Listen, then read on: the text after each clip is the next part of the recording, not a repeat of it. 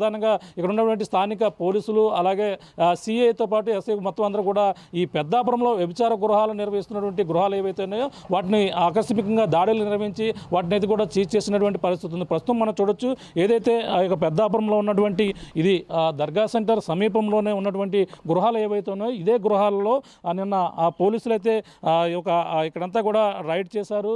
Ride చేసి వ్యభిచార గృహాలు ఏవైతే ఉన్నాయో వీటన్నింటినీ కూడా ప్రస్తుతం సీజ్ చేసి తాళాలు వేసినటువంటి పరిస్థితి కూడా చూడొచ్చు. మొత్తం ఇక్కడ ఈ యొక్క లైన్లో ఉన్నటువంటి గృహాలు మనం చూసుకుంటే ఈ యొక్క గృహాల్లో ఉన్నటువంటి ఏదైతే విచారం జరుగుతుందని వచ్చినటువంటి ఫిర్యాదుల నేపథ్యంతో పాటు మరో పక్కన ఒక యువతి శిరీష అనే యువతి ఒక భారతి అనే ఆమె అయితే నన్ను బలవంతంగా విచార కోపంలో దింపింది, అలాగే నన్ను ఈ విధంగా చిత్రహింసలు గురి చేశారు అనేది కూడా చెప్పిన నేపథ్యంలో దీనికి పూర్తిగా పోలీసులు కూడా సహకరిస్తున్నారని కూడా చెప్పుకొచ్చిన నేపథ్యంలోనే ఈ యొక్క ఉదంతం మరొకసారి మొత్తం సోషల్ మీడియా వేదికగా ఈ పెద్దాపురం ఒక్కసారిగా మారుమోగింది. మనం చూడొచ్చు మరొక ఇంటిని మనం చూస్తున్నాం.